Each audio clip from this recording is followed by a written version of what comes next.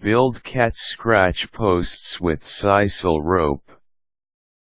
Tips on building a tall, basic, sturdy cat scratcher.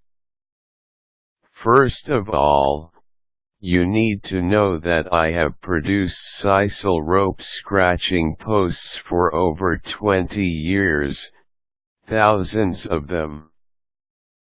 This is to establish the fact that I had better know by now the ins and outs of this. One thing I've learned is that people will go to a store displaying one of my works, and will conclude that they could make one of these pieces of cat furniture themselves, using readily available materials. In their mind, and I guess in yours, too, it's just a matter of getting a post, some rug, and rope, a flat panel for the base, and voila! A sisal cat scratcher is born. I regard you cat lovers to be handy, resourceful, and patient. You can build cat furniture. Just know that you will invest several hours of your valuable time and the money for the materials you don't have lying around the house. So take a moment and read a catman's advice for how to make a cat scratcher, and save yourself a little time and aggravation. To make a scratching post, tools: hammer to bang each row of rope against the last as you wrap. Drill with bits to drill holes in the base and with drivers that will drive your screws. Carpet blade or utility knife to cut your carpet and your rope. Note: these suckers are razors, so use caution. Staple gun to attach the carpet to the base. Circular or table saw to cut your components. Glue gun: a common craft type hot melt glue gun could help attach your rope to the post, as well as your carpet to the base. Level to check that you are making a relatively straight post.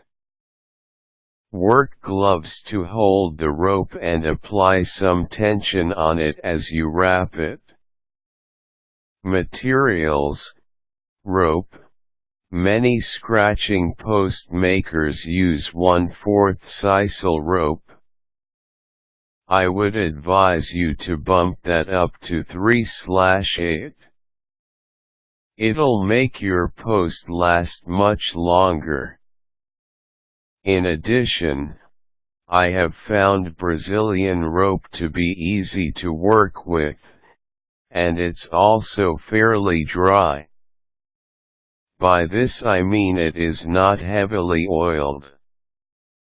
Regardless of claims by the high-profile cat furniture websites, sisal rope has to be lightly lubricated in order to run it through the machines at the factory. Yes, folks, it is made in a factory, and not hand-woven in a third-world country. So, look for 3/8 Brazilian sisal.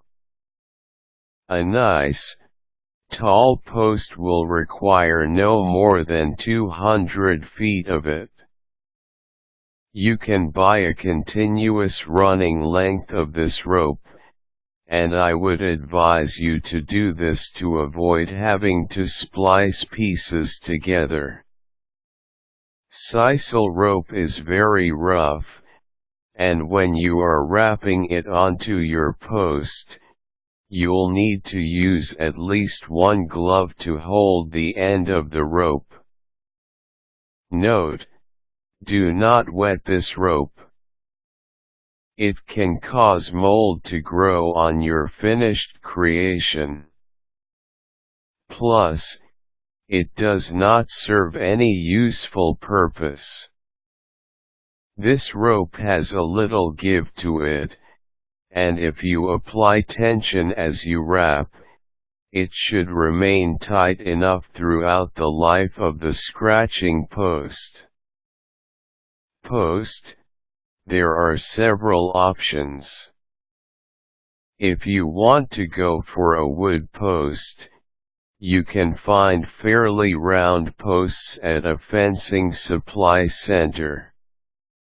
If you want something that is totally round, you should go in search of a thick paper tube.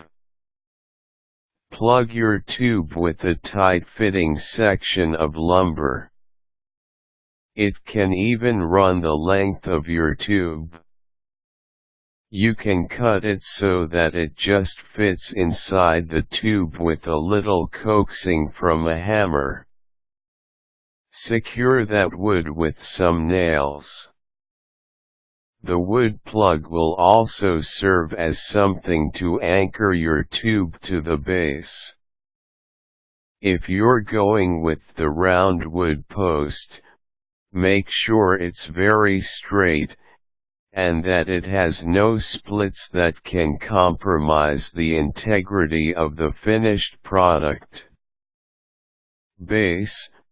Many homes have pieces of plywood lying about, and any plywood panel will do fine as long as it has the following properties. It is not warped, it's at least 3/8 thick, and also at least 16 square. A good rule of thumb is to make your base at least 60% of the height of your intended post. So, a 32 post will need roughly a 19x19 base. Carpet. If you're using carpet, I'd suggest cut pile, or plush carpet. This type of carpet is easier to work with than Berber or commercial grade carpet. In general, it also makes a more attractive finished post. Other materials, drywall screws, lag bolts. If you want to have an ironclad connection at the base, washers to fit your screws, 1-wire nails, to fasten the rope to the post, staples, at least 1/2 long. Basic steps. Cut all of your components. Cut the carpet square at least 3 larger than the plywood square. Cut a hole in the center of the carpet to let the post fit flush onto the base. Fit everything together, except the rope, to check your design. Adjust as needed. Cut a hole in the center of your base's carpet to allow the post to fit flush against the panel. Apply carpet to the base using staple gun and slash or glue gun. Fold the carpet under to the bottom of the base and secure it.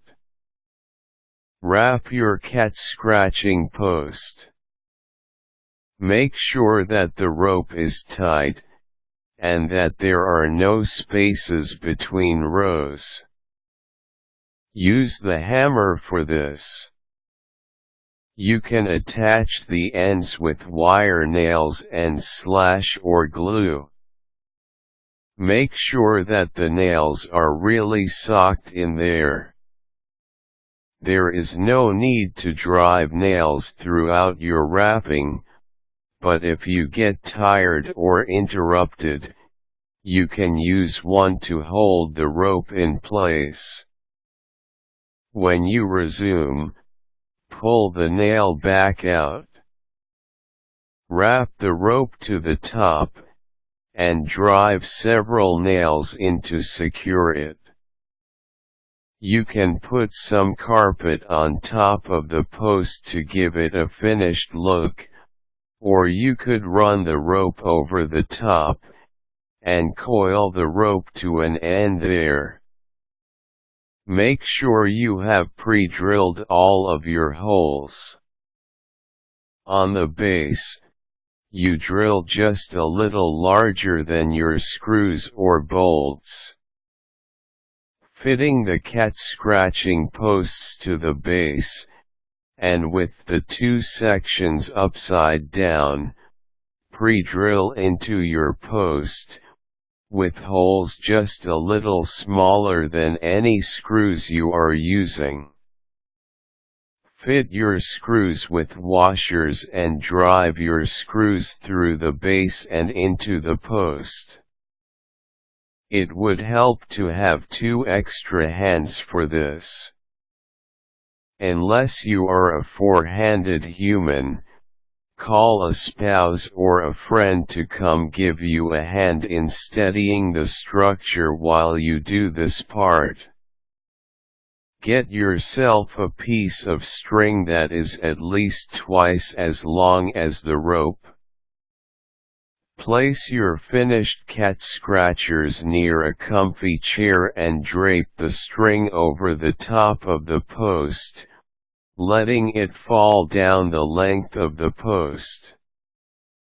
When your cat comes to investigate, pull the string very slowly so the free end climbs the cat scratch post. Your cat should follow, and she'll most likely be convinced that you've just made something really cool for her. Required tools: drill with 1/8 bit and drywall bit, carpet knife or utility blade, circular saw, staple gun with 1/2 leg staples, optional.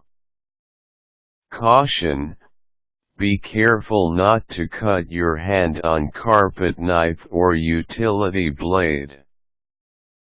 They are razor sharp. Always wear eye protection and dust mask when using power tools or staple gun. If using a staple gun, proceed with caution and keep your free hand away from the staple gun's nose. Quick tips: wrap your rope very tightly, compressing each row against the last. Rule of thumb for base size versus height of post: base should be a square which is at least 0.6 times the height, e.g. for a 32-inch height, 32 x 0.6 equals approximate 19 base. It is easier to work with plush, cut pile, carpet than with Berber. Berber also pulls out in strands, often visibly damaging large areas.